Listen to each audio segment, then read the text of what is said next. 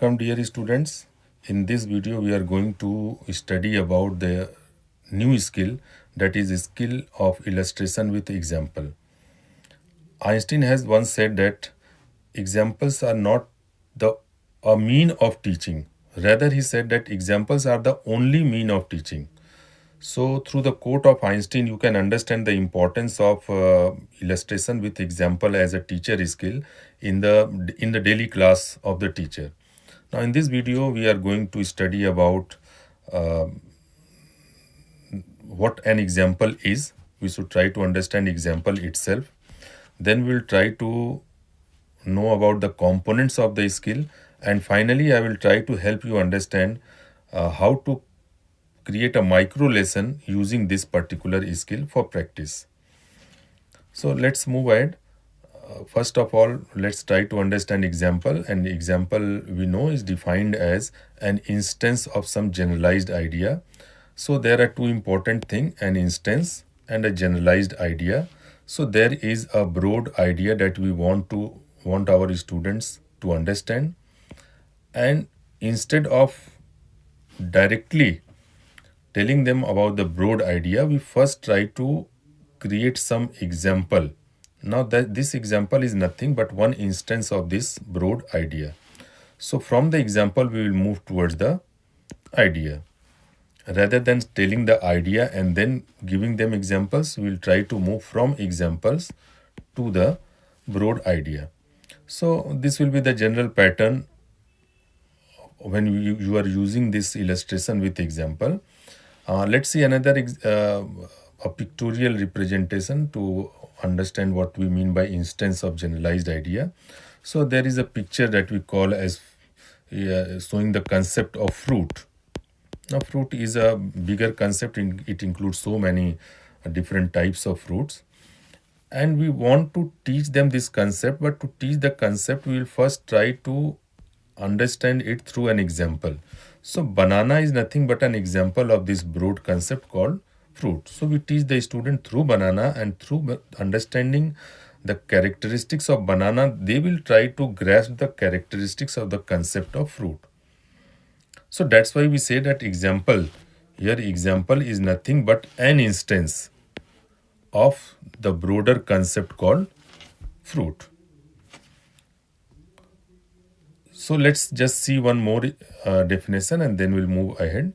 So Cambridge Dictionary said that example is something that is typical of the group of things that it is a member of. As we have seen in the picture just before this, that the banana was an instance of, was an example, was a typical representative of the concept of fruit. So example is a typical representative of a broader concept. So that is the definition given by Cambridge Dictionary. So we should also try to understand what are the different types of examples given. And the first type of example is the verbal example. And when we say verbal example, it means the example is being presented through verbal media. Verbal example means the media of presentation of the example is through words. So we are using words to represent the example in the classroom. Second is non-verbal. So non-verbal media can be of many different forms. For example, it can be pictures, when you use pictures of many different things in the classroom to show the scientific concepts. It can be demonstration of some scientific phenomena in the classroom, or it can be a model of some scientific phenomena. And these, all the three things are very commonly used in the science classroom. So when you are thinking about example, the example can be presented in actual classroom situation in using many different media. It can be a verbal media or it can be a non-verbal media. So when we talk about selection of example, a very effective classification of example based on the media selected for representation of the example. उदाहरणों को प्रस्तुत करने के लिए classroom में हम उनको एक बड़े अच्छे तरीके से क्लासिफाई कर सकते हैं इस आधार पर कि उस एग्जाम्पल उदाहरण के लिए कौन से मीडिया का चुनाव किया गया है। इसके लिए एडगर डेल महोदय ने एक बहुत अच्छा क्लासिफिकेशन प्रस्तुत किया था जिसको हम लोग कहते हैं एडगर डेल का कोन ऑफ एक्सपीरियंस। जैसा कि इसमें आप देख सकते हैं कि एडगर डेल महोदय ने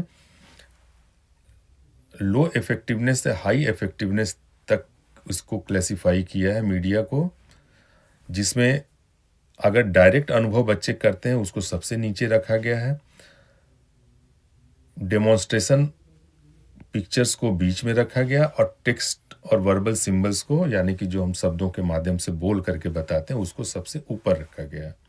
जो सबसे नीचे है वो कॉन्क्रीट है, जो सबसे ऊपर है वो एब्स्ट्रैक्ट है। तो ये नीचे से ऊपर एब्स्ट्रैक्शन लेवल बढ़ते जाता है, तो जितना ही नीचे की तरफ के हम लेते हैं उतना ही कॉन्क्रीट उदाहरण बच्चों के लिए हम लोग ले सकते हैं। तो इस कोन ऑफ एक्सपीरियंस का प्रयोग हम लोग शिक्षण में इलस्ट्रेशन विथ एग्जाम्पल स्किल को प्रैक्टिस करने के लिए कर सकते हैं। So we have understood that what is an example and what are the different types of examples based on the media selected for representation of examples. Now let's see what is the significance of this skill of illustration with example. So the first thing is that this skill is based on the maxim of teaching that says that teaching should move from simple to complex.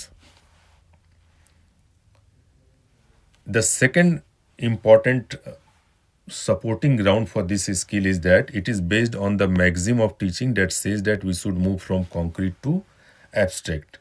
And there is a third maxim of teaching that is satisfied when we follow this skill. It is known as unknown to unknown. तो शिक्षण के ये तीनों सिद्धांत, simple से complex की तरफ जाना, कॉन्क्रीट से ऑब्स्ट्रैक्ट की तरफ जाना और नोन से अननोन की तरफ जाना, इलस्ट्रेशन विथ एग्जाम्पल के स्किल में समाहित हो रहते हैं।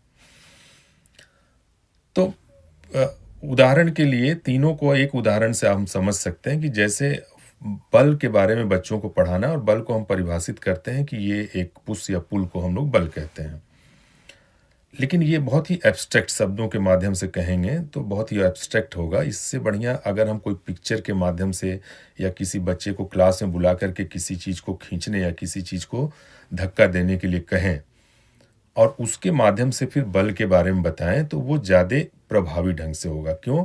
क्योंकि किसी चीज़ को खींचना वो उनके दैनिक जीवन का पार्ट है, सिंपल है। किसी चीज़ को खींचना करके वो देख रहे हैं, कॉन्क्रीट है। और किसी चीज़ को खींचना या धक्का देना ये उनको पता है, ये रोज़ वो देखते हैं तो उनको नोन है। और यहाँ से इन तीनों की तरफ बढ़ेंगे जो कि हमारा बेसिक कंसेप्ट होगा। तो इसलिए हम लोग उदाहरणों के माध्यम से, जैसे यहाँ पर पुली खींचना बच्चों को दिखाया, उसके माध्यम से हमने उनको फोर्स की परिभाषा जो है या फोर्स का कंसेप्ट जो है उसके बारे में हमने बताया। तो इसलिए हम लोग इलस्ट्रेशन विथ एग्जाम्पल को एक बहुत ही प्रभावी स्किल के रूप में देखते हैं। अब किसी भी स्किल की भांति इसके भी अलग अलग कंपोनेंट्स हैं, तो just let's see what are the different components of the skill. The first component that we see over here is the formulation of examples. Now there are three important points that we should remember when we are formulating examples for our students. The first point is that the example should be simple. When we say that the example should be simple, it means that the example has been identified and selected from the previous knowledge of the student, what they already know. So if it is linked to their previous knowledge, it means it is a simple example. Then a second important characteristics that we should take into account is that the example should be relevant. When we say that the example is relevant, it means that the example is appropriate to the grade level of the student, to the content that you are going to teach, and to the cognitive reach of the student. तो उनके मानसिक विकास के स्तर, उनकी कक्षा के स्तर और आप जो कंटेंट को पढ़ाने जा रहे हैं उसके मैचिंग में जब एग्जाम्पल होगा तो हम कहते हैं कि ये एग्जाम्पल रेलिवेंट है। तीसरा इम्पॉर्टेंट पॉइंट है कि आप जब एग्जाम्पल को प्रस्तुत करते हैं क्लास में, तो whether the students are attentive towards you, क्या वो आपकी तरफ अटेंटिव हैं। If they are attentive then we say that the example is interesting. So when you are selecting the example, you have to make sure that the example is simple, relevant and interesting.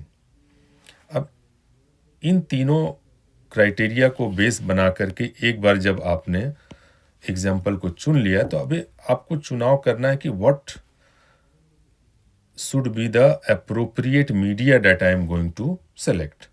Now, selection of appropriate media is also one of the important component of this skill. So, we have already seen in Edgar Dale's cone of experience that media can be verbal as well as non-verbal. So, we have to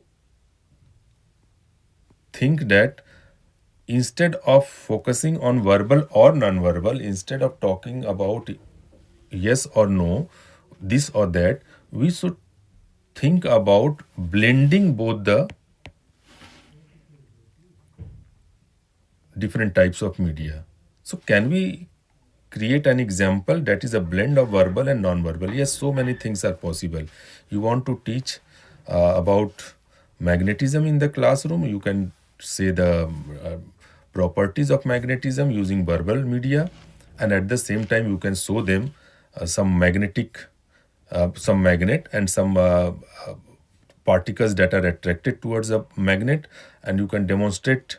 So when you are demonstrating, you are using the non-verbal. When you are describing, you are using the verbal. So there is a blend of different media. The third important component is the inductive-deductive approach. That means when you are using the examples, what should be the pattern of presenting the example, number one, and what should be the pattern of interaction between the teacher, student and the example in the classroom. These things should follow the inductive-deductive approach. Now let's see in detail what is inductive-deductive approach. We all know that induction means when through different examples you can arrive at a rule. So what the teacher does, when you present examples in an inductive-deductive approach in the classroom, you first do the induction part. In induction part, the teacher presents certain examples in the class. Those examples are presented and the teacher directs the student and scaffold them to do something with the example presented. और ये भी हो सकता है कि teacher student के साथ कुछ आपसी बातचीत करें, कुछ चर्चा हो, कुछ क्वेश्चन आंसर हो एग्जाम्पल को लेकर के, जिसके माध्यम से बच्चे प्रत्येक एग्जाम्पल को एक निश्चित पर्सपेक्टिव से ऑब्जर्व करते हैं और ऑब्जर्व करके उन उदाहरणों के मध्य क्या समानता है उसको देखने का प्रयास करते हैं। तो उन समानताओं को देखते हुए टीचर और स्टूडेंट एक रूल बना लेते हैं, एक जनरलाइज्ड आइडिया उनके दिमाग में बनता है। तो you used different examples, say example 1, example 2 and then example 3. The student observed each of the example one by one and then they find the common thing between the example. That common thing will be known as the rule. तो यहाँ तक जब हम करते हैं तो हम कहते हैं this is the induction part. Examples presented, interaction taking place on the examples. That means student observe करते हैं, student teacher interact करते हैं example को आधार बना करके, और फिर एक नियम बन जाता है। अब इस नियम को फॉलो करते हुए जब बच्चे स्वयं का उदाहरण देते हैं, this rule is used by students to generate new examples by the students. तो इसको हम लोग डिडक्शन का नाम देते हैं। तो इस प्रकार से हम लोग इंडक्शन और डिडक्शन दोनों ही अप्रोच को अपनाते हैं, इसलिए इसका नाम रखा गया इंडक्टिव डिडक्टिव अप्रोच। अब ये तीन कंपोनेंट्स आपने यहाँ तक देखा, बहुत इंपॉर्टेंट थे। पहला तो बच्चों को एग्जाम्पल को प्रस्तुत करना, दूसरा उन एग्जाम्पल के ऑब्जर्वेशन इंटरेक्शन के माध्यम से उनमें कॉमन चीज़ों को आइडेंटिफाई करना और उस कॉमन एट्रीब्यूट के आधार पर एक नियम बनाना और फिर उस नियम का प्रयोग करते हुए नए उदाहरणों को प्रस्तुत करना। तो it is simply the inductive deductive approach in the skill of illustration with example. Now, once you have understood that inductive deductive approach should be followed in illustration with example skill, we should try to understand it through a micro lesson that you have to prepare. Once you have understood the different components, you are required to prepare a micro lesson based on this. Now, I am just showing you a micro lesson prepared on this skill for class 8 in the subject of geography. That can also be a part of science class. The idea is that students should understand that the grain size determines how the water passes through a soil. The larger the grain size, the more speedily the water will seep in through the soil. जितना ही बड़ा grain size होगा उतना ही जल्दी water जो है वो सीप करेगा मिट्टी में। इस आइडिया को समझाने के लिए एक माइक्रो लेसन हमने बनाया, जैसा माइक्रो लेसन में होता है। एक दो कॉलम में हम बनाते हैं, एक टीचर कॉलम है, एक स्टूडेंट कॉलम है। टीचर कॉलम में टीचर क्या करेंगे वो लिखा जाता है। यहाँ पर हमने लिखा है कि the teacher will present 3 sample of different soils and then the teacher will give instruction to the student what to do. ये एक्सपेरिमेंटेशन मेथड से एग्जाम्पल को प्रस्तुत किया जा रहा है। तो टीचर ने बच्चों को इंस्ट्रक्ट कर दिया कि इस प्रकार का एक फनल आपको प्रोवाइड किया जा रहा है जिस पर एक फिल्टर पेपर लगा हुआ है और इसमें एक निश्चित आकार के ग्रेन्स वाले सॉइल, जिसको सॉइल ए कहते हैं, दिया गया है। अब आपको करना ये है कि आपको इसमें वाटर पोर करना है एक निश्चित अमाउंट, मान लो 100 ml टीचर ने कहा, और नीचे एक बीकर लगा हुआ है जो कैलिब्रेटेड है और यहाँ पर कितना पानी कलेक्ट हुआ है आफ्टर 10 मिनट वो आपको ऑब्जर्व करना है। तो टीचर ने बच्चों को इंस्ट्रक्ट कर दिया कि यही एक्सपेरिमेंट आपको सॉइल ए के लिए करना है, फिर सॉइल बी के लिए करना है और फिर सॉइल सी के लिए करना है। तो इतने इंस्ट्रक्शन देने के बाद टीचर ने ये इक्विपमेंट्स मटेरियल्स बच्चों को प्रोवाइड करवाए और बच्चे फिर उस पर अपना एक्सपेरिमेंट परफॉर्म करते हैं। इस एक्सपेरिमेंट को परफॉर्म करते हुए बच्चे जब एक्सपेरिमेंट परफॉर्म करते हैं तो उनको डेटा मिलता है। ए बी सी तीनों सॉइल के लिए अलग अलग डेटा उनको प्राप्त होगा। उस डेटा को वो नोट डाउन करते हैं, एक टेबुलर फॉर्म में कर सकते हैं। जो टेबुलर फॉर्म में कैसे डेटा लिखना ये टीचर बता सकते हैं उनको। जब एक बार डेटा हमारे सामने आ गया तो अब टीचर और स्टूडेंट मिलकर के एक निष्कर्ष निकालेंगे, एक रूल बनाएंगे। तो डेटा बच्चों ने निकाल दिया था कि ए बी और सी में एक निश्चित अमाउंट 10 मिनट के बाद, मान लो ए में सबसे बड़े साइज ग्रेन साइज क्या था वो बच्चों को बताया गया कि लार्जेस्ट है, ये मीडियम है, ये स्मॉल है। और फिर यहाँ पर 10 मिनट के बाद कितना पानी कलेक्ट हुआ, तो मान लो इसमें उन्होंने कहा कि 90, इसमें उन्होंने कहा 70 और इसमें उन्होंने कहा 60। इस तरह का एक टेबुलर, ये हाइपोथेटिकल है जो मैं आपको दिखा रहा हूँ। इस टेबल को देखते हुए क्या निष्कर्ष निकाला जा सकता है वो टीचर और स्टूडेंट ट्राई करेंगे। तो यहाँ से दिख रहा है कि larger the size the more water will सीप थ्रू इट। तो एक निष्कर्ष उन्होंने ग्रेन साइज और उसके वाटर सीपेज के बीच में उन्होंने निकाल लिया।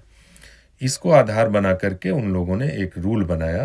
आप क्लास में एक रूल बनाओगे बच्चों के साथ मिल करके, और इस रूल को ही हम लोग, यही मेन कंसेप्ट है जो बच्चों को पढ़ाना चाहते थे आप, जिसके लिए आपने वाटर के 3 सैंपल को एग्जाम्पल की तरह प्रस्तुत किया।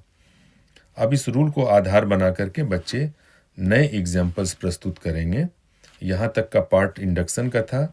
इस रूल के आधार पर बच्चे जब नए एग्जाम्पल्स को प्रस्तुत करेंगे खुद से अपने दैनिक जीवन में जो उन्होंने ऑब्जर्व किया उसको आधार बनाते हुए, तो इसको हम कहेंगे कि ये डिडक्शन का पार्ट है। तो इस प्रकार से इंडक्शन और डिडक्शन दोनों ही इसमें शामिल हैं। तो ये एक छोटा सा एग्जाम्पल हमने आपको दिखाया माइक्रो लेसन बनाने के लिए। थोड़ा सा बृहत रूप से इसी माइक्रो लेसन को आप अपने टेक्सचुअल मटेरियल में भी देख सकते हैं, वहाँ से भी आप सीख सकते हैं। और आपको इन इस कंपोनेंट्स को ध्यान में रखते हुए यहाँ पर देखिएगा कि ये 3 एग्जाम्पल्स यूज किए गए मिट्टी को लेकर के, जो उनके प्रीवियस नॉलेज में मिट्टी के बारे में बच्चे पढ़ चुके हैं, उन्होंने दैनिक जीवन में देखा है। तो ये सिंपल है, उनको एक्टिविटी दी गई है करने के लिए, तो ये इंटरेस्टिंग है और ये उनके क्लास 8 के टॉपिक से रिलेटेड है, इसलिए रेलिवेंट भी है। तो पहला कंपोनेंट यहाँ पर आपको मिल गया। दूसरा कंपोनेंट था कि उचित मीडियम का, तो हमने यहाँ पर वर्बल इंस्ट्रक्शन भी दे रहे हैं, उनको दिखा भी रहे हैं, उनको एक्सपेरिमेंटल भी करवा रहे हैं, तो परफेक्ट ब्लेंड हो रहा है, तो कंपोनेंट 2 भी यहाँ पर आ गया। तीसरा इंडक्टिव डिडक्टिव अप्रोच हम फॉलो कर रहे हैं, तो यहाँ से यहाँ तक हमने इंडक्शन करवाया और फिर यहाँ पर हमने बच्चों से एग्जाम्पल को लेकर के डिडक्शन करवाया, तो तीसरा कंपोनेंट भी सेटिस्फाइड हो गया। तो इस प्रकार से हमने जिस एग्जाम्पल को प्रस्तुत किया उसमें कंपोनेंट 1, कंपोनेंट 2 और कंपोनेंट 3 तीनों ही दिखते हैं। इसी प्रकार से आपको भी अपना माइक्रो लेसन बनाना और इंश्योर करना है कि तीनों कंपोनेंट उसमें दिखते हों।